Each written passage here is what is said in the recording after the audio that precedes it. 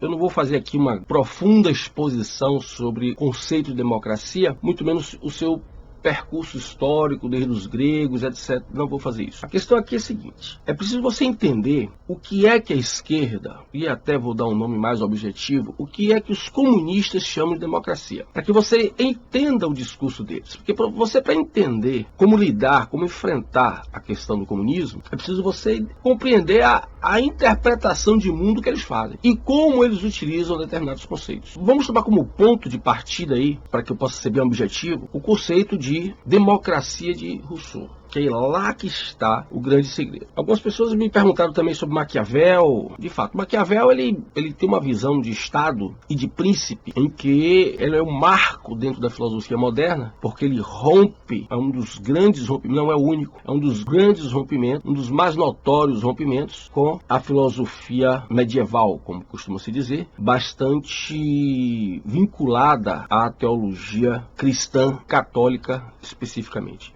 A partir de determinado momento, o Maquiavel ele rompe com essa tradição filosófica, muito envolvida aí com a teologia, e ele parte para uma concepção de Estado e de poder e de governo que vai dar espaço para uma série de teorizações a respeito desse Estado sem Deus. Não por acaso, aqui já no século XX, o Gramsci retoma a ideia de Maquiavel e coloca o Estado não mais e o príncipe não mais como figuras apartadas, mas em Gramsci o Estado é o príncipe. O Estado é o todo-poderoso que comanda uma sociedade a partir, inclusive, das suas perspectivas comunistas ditatoriais. Mas voltando à questão, é lá em Rousseau que nós podemos tomar uma semente importante para o nosso raciocínio, porque Rousseau começa a usar, é em Rousseau que o conceito de democracia começa a ser utilizado com o sentido do que veio a ser chamado depois de ditadura, de governo autoritário. Está lá em Rousseau. O homem deve abrir mão da sua liberdade individual em nome do coletivo, em nome da sociedade. A democracia que Rousseau está pensando ali, e não por acaso, o Marx vai pegar exatamente essa ideia russoniana. Muita gente fala assim, escreve, mas não aprofunda, né? As raízes iluministas do marxismo. Está lá, Rousseau, fundamentalmente Rousseau, dentre outras, mas fundamentalmente Rousseau. Então, é o liberalismo que começa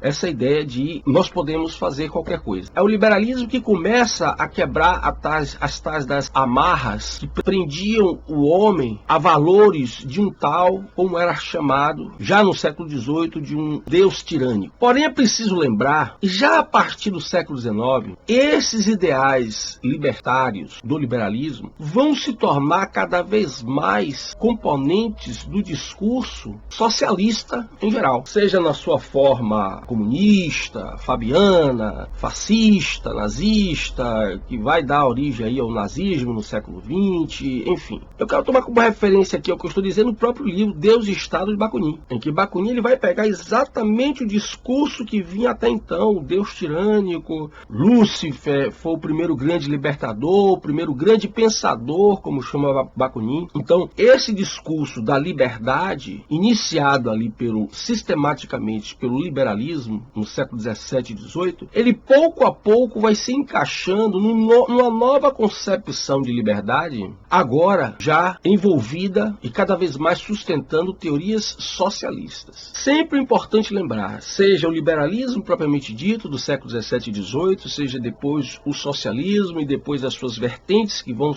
se tornar mais claras no século XX, toda essa ideia de ideologia revolucionária é se opor à Bíblia, se opor ao cristianismo. Desde daquela época, a formação do pensamento moderno está voltada essencialmente, salvo raras e honrosas exceções, para destruir a sociedade moderna ocidental, destruir toda essa estrutura montada, influenciada pelo cristianismo, pelo judaísmo, pelo direito romano, pelo direito canônico, pela filosofia grega. Então, é importante entender isto. É por isso que é importante estudar essa linhagem revolucionária, porque a forma como essas ideologias vão aparecendo e vão se transmutando ajustando, se adaptando em cada contexto. Se não perceber isso, às vezes a pessoa se torna um pouco vulnerável ao discurso do momento atual. E o que eu quero dizer com isso? Hoje, já século XX e século XXI, elas estão inteiramente envolvidas, essas ideias libertárias, vamos dizer assim, dentro da agenda socialista, nas suas mais diversas versões. Então, é preciso não confundir isso, porque o meu receio é o seguinte: tá bom, então essas agendas aí são dos liberais, então vamos acabar com essa liberdade. E isso pode ser uma armadilha para sustentar, inclusive, uma nova constituinte bolivariana que retire da nossa Constituição, o que seria uma nova Constituição, não venha constando essas liberdades individuais, esses direitos fundamentais que estão na nossa Constituição. São agendas socialistas. O socialismo, ele se utiliza de uma nova concepção de liberdade para destruir, à sua maneira, todo o alicerce da chamada civilização ocidental. E por isso o ataque fundamental dentro dessa estratégia, o ataque ao cristianismo. Aí eu quero separar aqui uma outra ideia importante. O que é que a esquerda, os comunistas, estão chamando de democracia? Seguindo o raciocínio anterior, Rousseau, Marx, Lenin.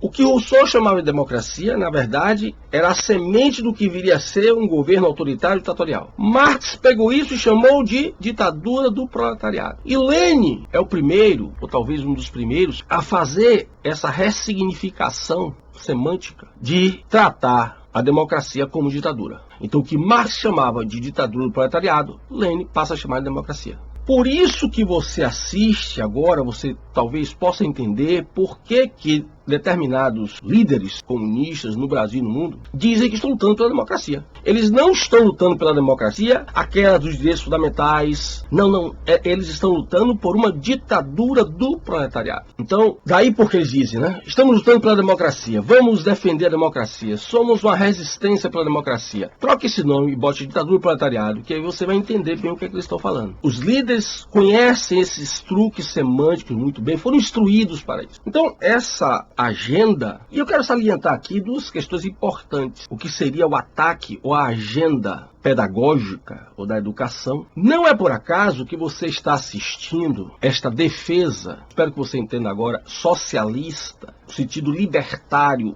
socialista, de expandir as drogas, expandir o sexo, expandir toda forma de descontrole psicológico, emocional, toda forma de depreciação do ser humano, etc. Por que você está assistindo isso? Porque essa destruição de uma sociedade, para que não haja retorno, ela tem que alcançar as mais novas gerações, também as mais antigas, porque é preciso que pessoas das mais antigas gerações, os mais velhos, não necessariamente idosos, os mais velhos, corroborem com esta ideia e ajudem a implantá-la.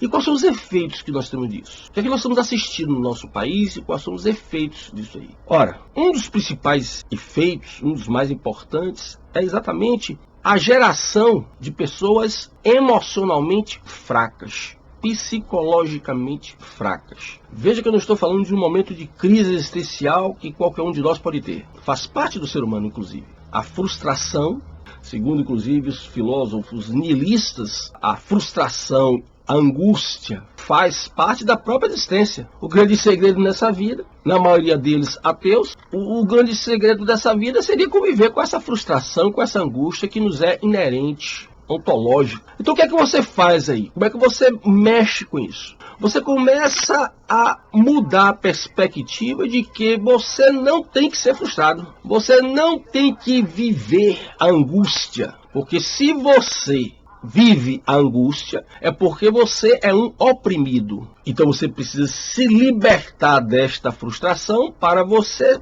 poder deixar de ser oprimido. Esta é uma agenda que vem sendo construída desde a escola de Frankfurt, principalmente, né? Esses tais desses filósofos revolucionários, eles de filósofos não têm nada, muito menos de criativos. Eles não estão criando nada. Eles estão adaptando, mudando ou até mesmo repetindo num plágio ideológico, né, ideias que já vinham sendo formuladas desde, pelo menos, aí, academicamente falando, início do século XX. Destruir a família, algo que é ordenado pelo seu Marx e o seu Engels, é algo fundamental exatamente para você destruir. Então você enche a sociedade de droga, e sexo livre. Quais são as consequências de você encher a sociedade de droga e de sexo livre? Primeiro, você substitui logo o problema da frustração, da angústia, pelo orgasmo sexual e outras formas de intenso prazer. Você substitui a possibilidade, o exercício existencial do ser humano, que caracteriza inclusive o seu amadurecimento, que é a capacidade de enfrentar a realidade, pelo uso de drogas. Então você tem uma verdadeira efeminização do homem. Você passa a ter uma nação formada de homens fracos. Quais são os homens, a partir desta geração, que vão ocupar os espaços de liderança, de comando, inclusive das forças de segurança do Brasil?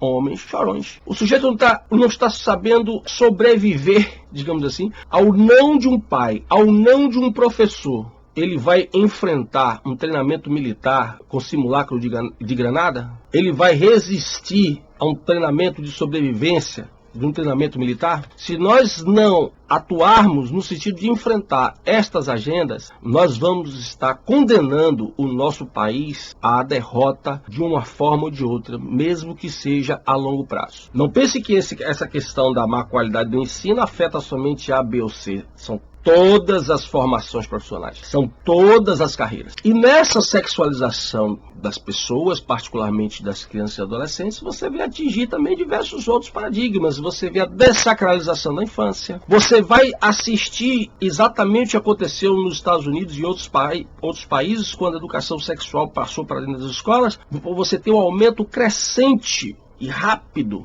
da gravidez precoce, da gravidez na adolescência, e aí é um fenômeno propositalmente feito, elaborado, traçado, implantado para justificar o aborto, que é a cultura da morte, que fundamenta a cultura da morte, fundamenta uma postura antibíblica, anticristã. Então você observe que nós estamos assistindo, na verdade, aquilo que os filmes de Hollywood já vêm mostrando, e que as pessoas não conseguem entender o significado dos simbolismos dos filmes de Hollywood. As pessoas às vezes não prestam atenção naquilo ali. É claro que tem cada filme que é uma porcaria. Muitos deles hoje em dia são uma porcaria. Mas ali é passado determinadas mensagens que é preciso você entender. São passadas mensagens propositalmente. Quem tiver entendimento, que entenda. Ou seja, nós estamos a caminho de formar uma sociedade zumbi. Uma sociedade de mortos-vivos. Estamos assistindo à degradação do ser humano através do uso de drogas, através da criminalidade, do sexo livre, exacerbado e irresponsável. Então, nós já estamos vivenciando o fenômeno da construção, da reformulação de uma sociedade zumbi.